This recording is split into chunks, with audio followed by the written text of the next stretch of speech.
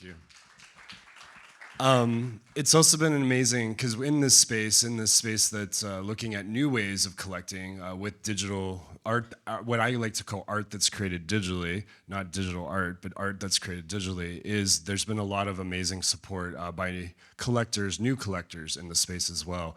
I'd like to introduce Ryan Zurrer. Ryan's the founder. He's going to be our keynote this morning. He's the founder of Dialectic, an innovative Swiss alternative assets yielding fund. He was actually an investor in a lot of early great investments over the last decade, and he's the owner of an important digital art collection, One of One. How many of you guys have heard of One of One? Yeah? And I've had the great honor also of being able to travel the world. I've seen Ryan and his team throughout, from the Serpentine Gallery to the Mori Museum, to the Diji Museum in Nanjing, Crystal Bridges in America as well. But it's really amazing to see how Ryan has been collecting, his interest in collecting, and how he's felt the importance of art is. His collection, as I've prior talked about, includes Beeple's One of One, or Human One, along with works from Rafik Anadol. He was also selected as Art Nude's top 200 collectors list in 2023, and at that time it was really focused as one of the early native digital collectors as well. So I want to thank Ryan and One of One for what they've done, and I'm really excited for you guys to be welcomed by Ryan's speech this morning. Ryan. Thanks, Justin. Thanks, Justin. I often tell my team that how we know whether it's an art event or not is Justin at it, because Justin's at every art event. So we're grateful for all the work that you do in the space, and very grateful for this digital art mile on this week. It feels the way that art should feel, this sort of subversive, off-mainstream community coming together, grassroots. This is really what art is, much more than what's on the floor at the fair. So it's really exciting to just see so much energy here and enthusiasm for art. So I'm going to walk through some lessons learned of the journey that we've had with One of One, collecting, contextualizing, and ultimately compounding on iconic works of the 21st century. So One of One has evolved to be stewards of iconic 21st century art, primarily digital art, and we'll sort of get into what that means as we move forward. So just a very kind of brief overview of the like 30,000 bird's eye view. So there's three parts to that: collecting, contextualizing through institutional validation, and then compounding with the unique financing mechanism that we have. And this flywheel is exactly what One of One is intended to experiment on and innovate in. We have this thesis that the most important works of our time are evolving works. This is because it represents the zeitgeist of our time that changes and evolves so quickly. And so we then resonate with works that are generative and evolve, whether it's Human One with chapter updates or Rafik Anadol with sort of algorithmic programmatic changes.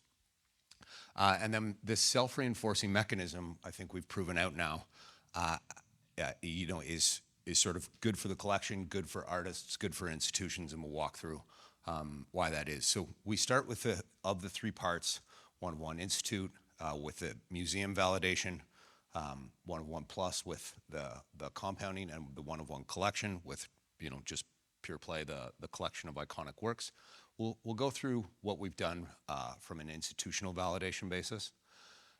So first and foremost, and obviously the most labor intensive, has been Human One's global tour, where we have stopped. We started at Castello de Rivoli and really led by Caroline Christoph Barkagiev, the iconic curator of that museum at the time. And she's really evolved into being kind of the godmother of Human One. And I'll share a really exciting announcement here at the end of this presentation.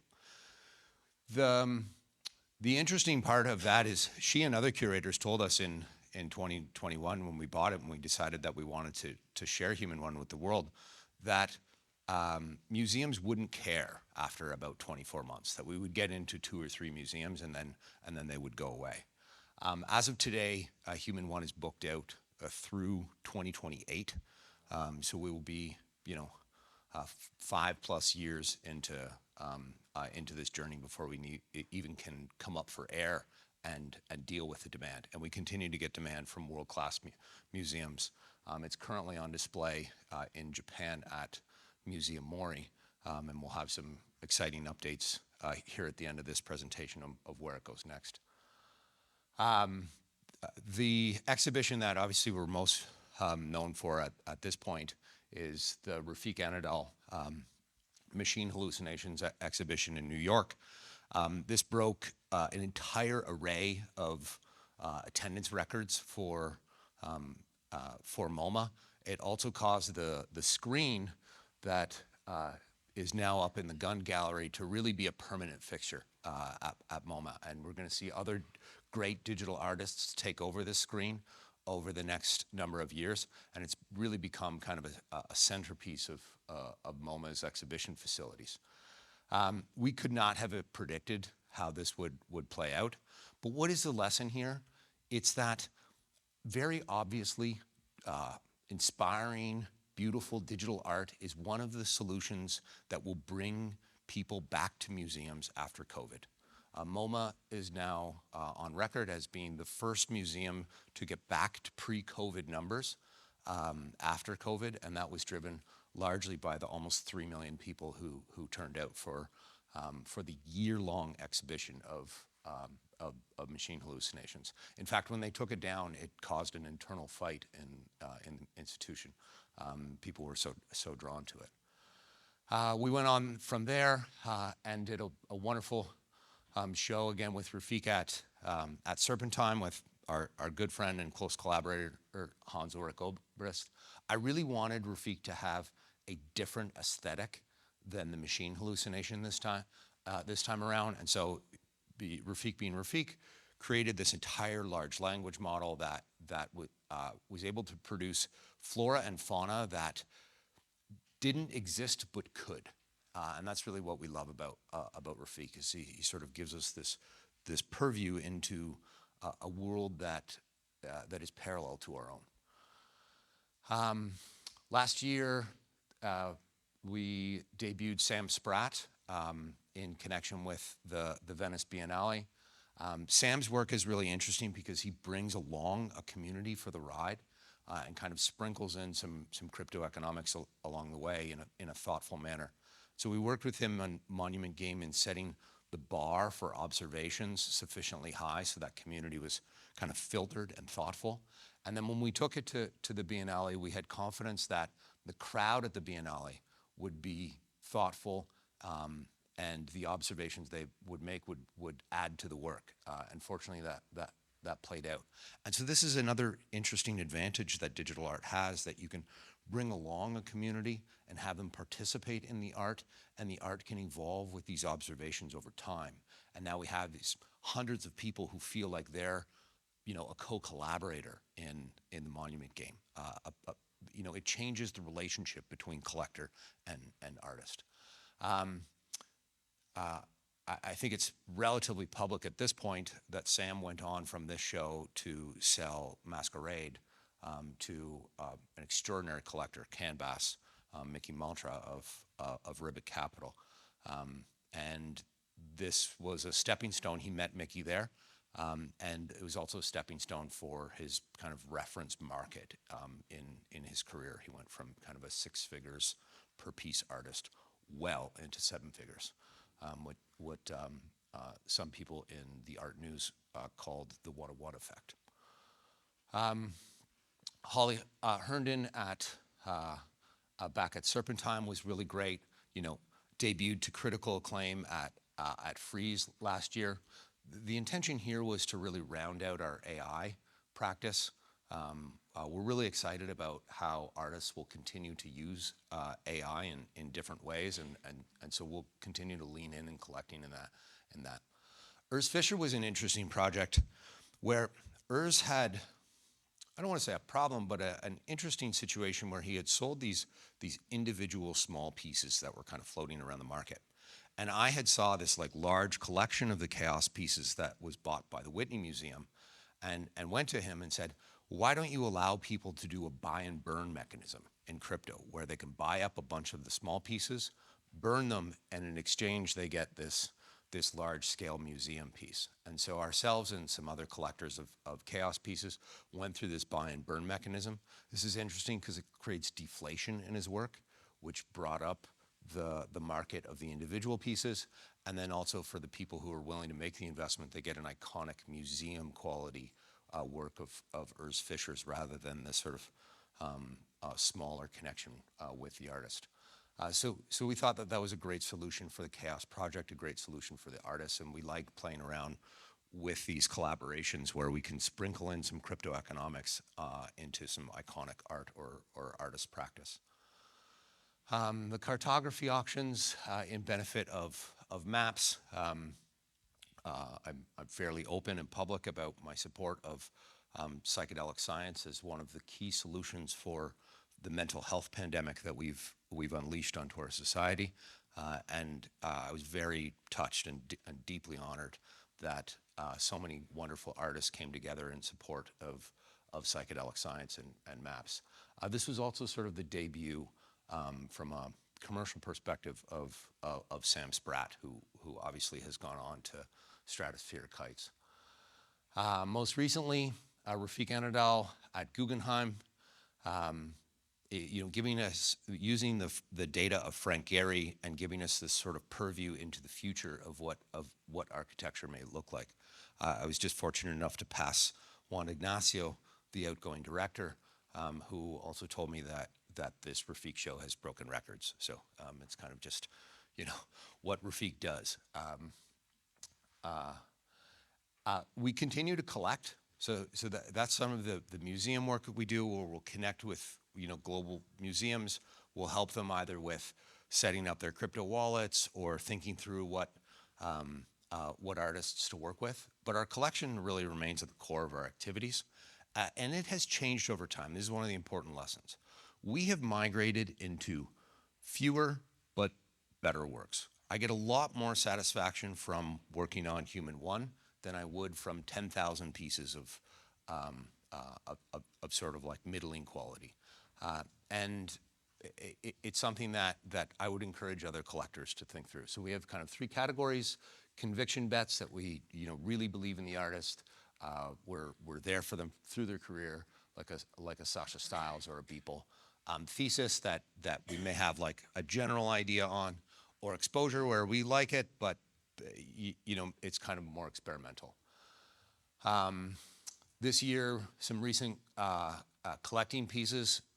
We bought the sort of one of one winds of Yawanawa from the Yawanawa tribe. This went to support the ayahuasca conference of the Yawanawa tribe, which was literally the Geneva Accord moment of indigenous peoples in coming together in the Amazon basin. 72 tribes from around the world. This work, the Yawanawa project that Rafik has conducted, is the single greatest active philanthropy by an artist in history of art, period. Almost $20 million, rebuilt this wonderful community. And I kept turning to my son, who I brought on the trip to deep into the Amazon jungle this past January, and saying, "You are in Avatar." They lead this wonderful life, and a lot of it has been sponsored and supported by Rafik Anadol. It's an extraordinary act of generosity. I found myself just being overwhelmed with emotion throughout the week in seeing what he did, especially because I've built infrastructure in Brazil. I know how hard this was to pull off. He has had an enormous impact on the lives of these people and the preservation of the forests that they that is their life's path.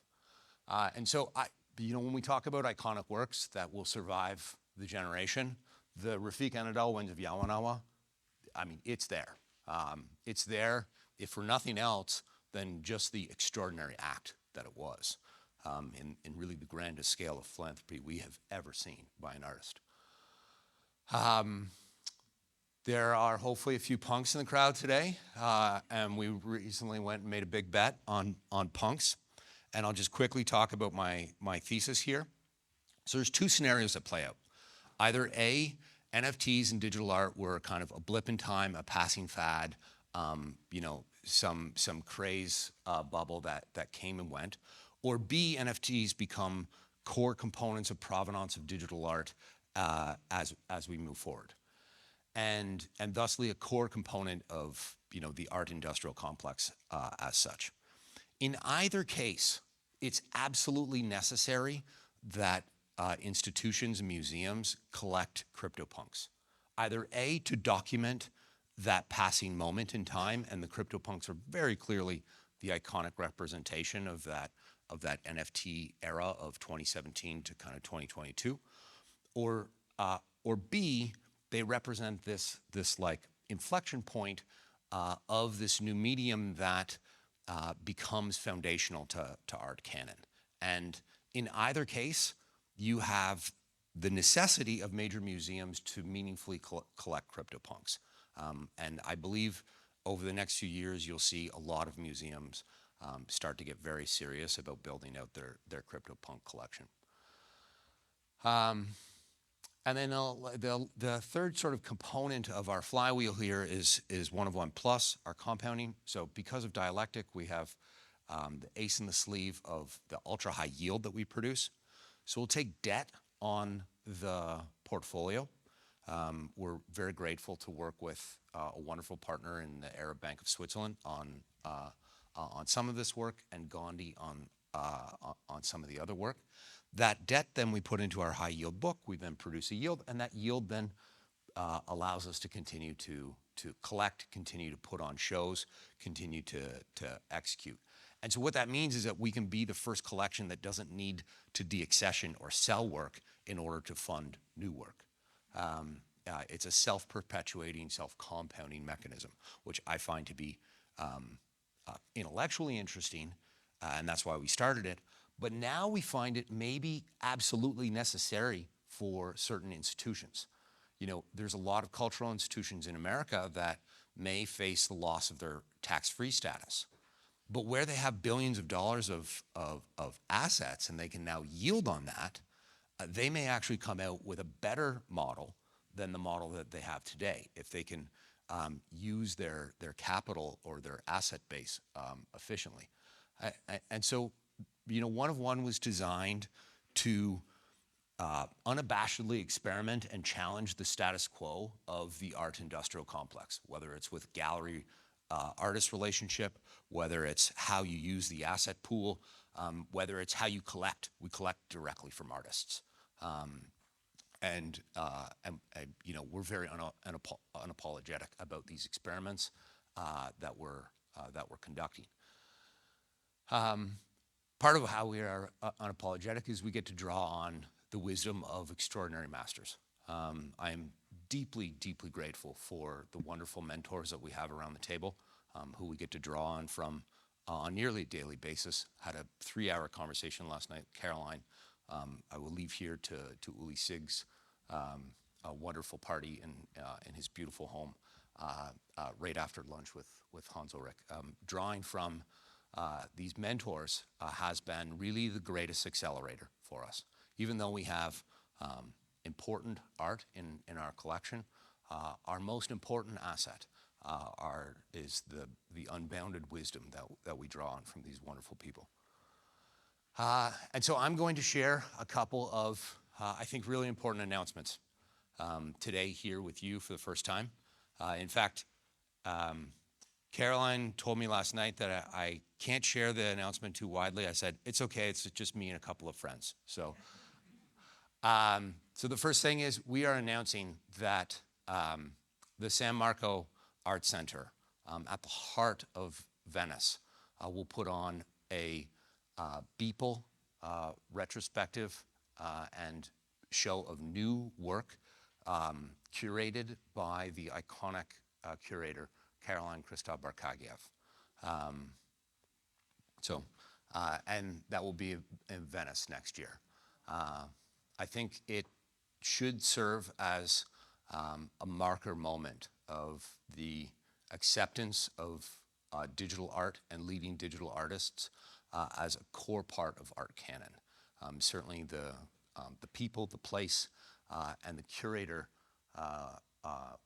all coming together for Beeple and for the show is an indication of that. So we're incredibly proud to be collaborators with San Marco and with Caroline, who obviously is very close to us from day one. So please join us next year in Venice if you can. This is not a one-of-one project. The amazing team at MoMA has been connecting with smart artists for a lot longer than we've been around, and they have stumbled onto Sasha Stiles, who we also really adore. And so Sasha Stiles will go up in the Gund Gallery this fall, and I think you'll see a really remarkable evolution both of her work and these evolving poems of her practice that have a very meditative quality to them. And so hopefully you'll join us and throngs of crowds in New York this fall to see Sasha Stiles' ever-evolving poems in beauty both in their prose and in their visual display. And then the last thing that I spent a lot of time thinking about, and we will experiment a lot over the next little while, is we need the art book for the 21st century. It's ridiculous that we continue to buy these like gigantic paper books that we just throw on coffee tables. There needs to be a book that is both natively physical, natively digital, and bridges those two mediums, because that is what we are, right? We have a physical manifestation and a digital representation, and we bridge between these two mediums. And so our materials that we connect with, if that's in connection to a work of art or a series or a program or whatever else, needs to have those two things. And so I'm not just talking about like a PDF of the pages of a book or some like Apple Books thing. Actually something that is high fidelity, natively physical and natively digital. And you'll see some experimentation from us in this category and many other categories related to the art world over the next year. And with that, I guess we're not doing questions, so thank you very much. Oh, you are? Okay. I guess we do have time for maybe one or two questions. Does anyone have a question? Well, I want to thank Ryan. Ryan, it's been amazing. I'm excited to come to Venice then. That's going to be really exciting to see Beeple in that same Marco Square. I also want to point out we do have Sasha Stiles coming up later as well, so please stick around for that. But I want to thank you, Ryan, too, for what you've shared. I think these new ways of thinking. Also, what you've done with collaboration is really interesting. How has it been for you working with these institutions? It's funny, when we started, people gave me all these warnings of like, oh, like places like the MoMA, they move so slowly and it's so bureaucratic. And in fact, that's not the case at all. If they want your art, they'll move and they'll execute. And that's true of MoMA. It was very true of M+. We found that there's a certain echelon of really fantastic museums that paradoxically remove the ego, remove the bureaucracy, and just execute because they're there for the art. We've been very grateful to share those relationships. Amazing, and that's one thing I want to point out. I see a lot of artists here today. I see a lot of individuals from the different corporations and the different brands, as well as collectors. For a long time, a lot of these things were siloed, and it's really lovely to see how everything is sort of coming together. And because a lot of these projects are also being commissioned as well, there's been a historical thing with a lot of companies that have commissioned works for the lobby or for different projects. But now you're really able to bring in the curator, bring in the collector, bring in the artist, and it becomes almost this co-collaboration as well. So one of the big points, as I talked about earlier, is we're really going from not just patronage and support, but also participation. And that's also not only participation in the co-collaboration in the upfront of the creation, but also in how the audience actually responds to it as well. So Ryan, thank you so much. Look forward to seeing you in Venice next year in San Marco Square. Please check out One of One. You can find the website oneofone.art, I believe. Yes, and a lot of these things too, maybe some people are coming to this space for the first time. These terms that have been used. I always like to say too, we've gone from the boardroom to the blockchain of the way we're collecting art, especially within the corporate collecting. So I encourage you all that maybe there were words that Ryan said, you jotted down, check them out. There's really lots of new ways of collecting. There's new ways of creating art. And if you have any questions, there's a lot of artists that are creating digitally as well. I'd like to